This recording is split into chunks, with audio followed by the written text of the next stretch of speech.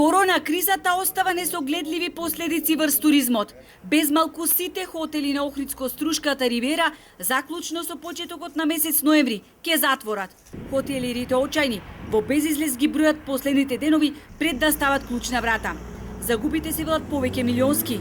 Заплати на вработените и подмирување на режиските трошоци се карпариме со она што го спечаливме летово, но парите се трошат, не знаеме дали во блиска еднина ќе бидеме финансиски мокни да овозможиме какво такво функционирање на хотелите.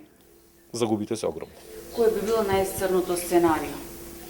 Најцрното сценарио е да продолжи пандемијата, до крај да се затворени карантини, полициски часови, па Тоа би довело до затворање на целосно угостителскиот сектор.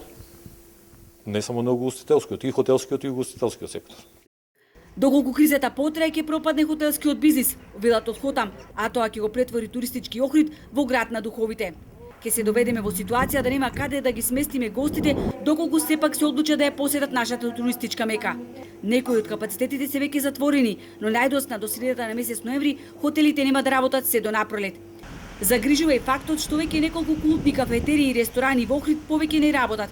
Газдите кои сега бараат друг начин на екзистенција ги отпуштија вработените.